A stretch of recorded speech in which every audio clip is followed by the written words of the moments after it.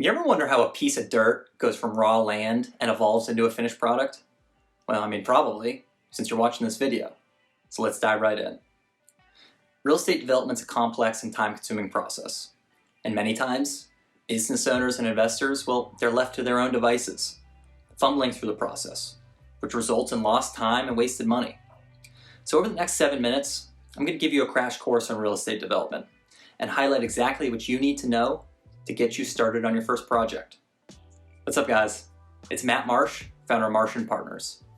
Marsh & Partners is a development and national consulting firm that helps business owners and investors maximize their real estate and transform their businesses. Now, before we dive into the nuances of real estate development, I want to break down the process into 4 broad sequential phases, which are 1, site selection and land acquisition, 2, pre-development, 3, development and construction, and 4, post-construction and project closeout.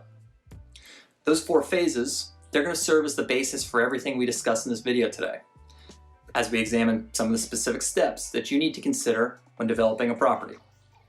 And hopefully, after this video, you'll have a much better understanding of the development process as a whole and what you as a developer need to consider before undertaking a project yourself. So I want to start with an old adage. A successful real estate development begins with the right site. And that couldn't be any truer. The site selection process, it lays the foundation for all your subsequent development tasks and really can set a project up for success or failure right from the start. And this phase of a project consists mainly of initial research, project due diligence, and an assessment of the feasibility of a project. And that all begins by determining what your goals are. What do you hope to achieve with a project? Because only once you know where you're headed can you begin to determine how you're getting there. Preliminary due diligence is also critical to this phase of development.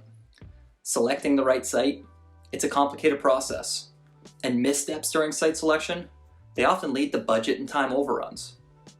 When you're investigating a site, you want to be able to answer a couple of questions. First, does the zoning support your proposed use? Second, is the site large enough to support your proposed building? Third, are there major site work, topo, or environmental issues? And fourth, does the site have access to utilities? Now, that's not an exhaustive list, but it should get you started. And if you're interested, you can reach out and ask us about our deep dive site selection checklist. Now, once you've investigated a site, you can begin to build your preliminary development budget and start assessing capital markets and development financing options for your project. The second phase of a real estate development project is pre-development. After you've selected a site and you have control of a property, you can begin pre-development work. Now, this phase focuses on the key details and planning of the project, things like architectural design and planning work, and assembling the right development team to set your project up for success. So during this phase, the first step you want to take is hiring the right civil engineer, because your civil engineer is going to help you navigate critical site evaluation requirements and, if you need to, maybe circumvent some municipal ordinances.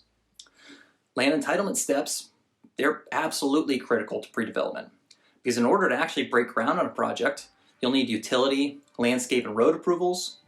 If your property needs to be rezoned or recombined or subdivided, those steps would also have to take place before you can begin construction. After all that, you're still not done. These building plans need to be reviewed and permits issued, finally signaling that the project is approved to begin construction. You'll also want to finalize your project's capital stack and lock in any debt or equity financing during this phase as well to make sure that you're fully funded through development and construction. Now, once you've navigated all necessary land entitlement tasks, and finally you have all permits and municipal approvals, it's really when the fun part finally begins. The third phase of a real estate development project involves the actual vertical construction of a property. It begins with earthwork, grading and prepping a site for construction. Then utilities are laid and installed, followed by the construction of a building pad and eventually external building construction. Now, depending on what type of building and construction technique you're using, that external construction, it could involve framing or pouring and raising tilt-up panels or various other methods. Now, building construction is usually completed to a cold, dark shell condition before any interior build-out is completed. An interior build-out includes flooring and ceiling work, lighting and electrical, and all plumbing, HVAC, and any fixtures. Now finally, after all that, the building is ready to move into, right? Well, not so fast. A series of final construction inspections, they're required before you receive your certificate of occupancy, or your CO. And the CO certifies that the property complies with applicable building codes and municipal ordinances.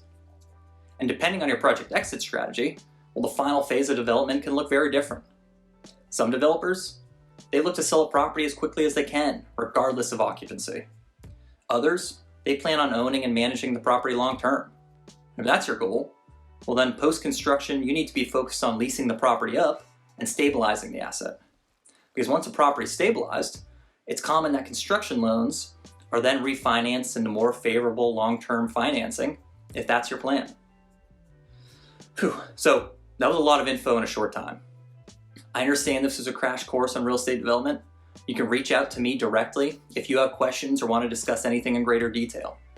I've also dropped a link in the video description to our new Real Estate Development Made Simple guide that actually covers everything I talked about in this video and much more in an easy to digest, easy to read, comprehensive guide to real estate development.